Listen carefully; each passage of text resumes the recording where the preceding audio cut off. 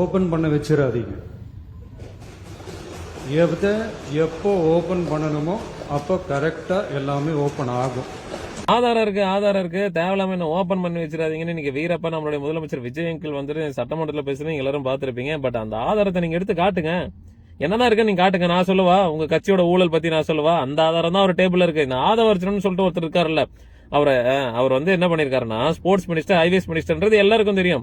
But துறைமுகத்துக்கான அமைச்சர் என்பது யாருக்காவது தெரியுமா? ஏன் அதை விளம்பரப்படுத்தலனா அது அப்படியே சைலண்டாவே வந்துட்டு மூடி மறைச்சு வச்சிருக்காங்க.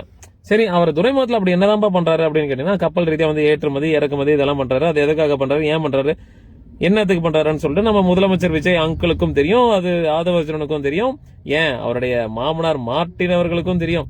அது வந்து டீடைல் ரிப்போர்ட் அவர்கிட்ட தான் இருக்கு. நீங்க வேணா போய் திறந்து பாருங்க, ஓபன் பண்ணி பாருங்க.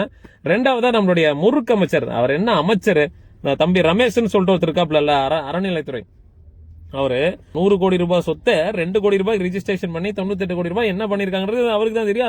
அதுக்கான ஆதாரமும் அவருடைய டேபிள்ல இருக்கு.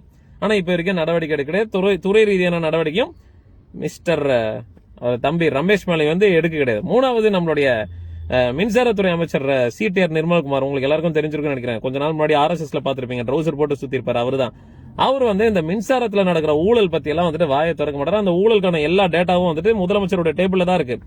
ஒட்டுமொத்த தமிழ்நாடு முழுக்க ரெசிடென்ட்ஸ் மட்டும் இல்லாம கமர்ஷியல் இது எல்லாமே வந்து பாத்தீங்கன்னா 2 மடங்கு கிடையாது 3 மடங்கு வந்து எலக்ட்ரிசிட்டி பில் வந்து உச்சத்துக்கு போயிட்டு இருக்கு. அந்த அளவுக்கு மக்களுடைய பணத்தை வந்து சூறையாடிட்டு இருக்காங்க நீங்க தாவேக அரசு. அதுல குறிப்பா நிர்மல்குமார் அவர்களுடைய டிபார்ட்மெண்ட்ல ஏகப்பட்ட ஊழல் நடந்துட்டு இருக்கு.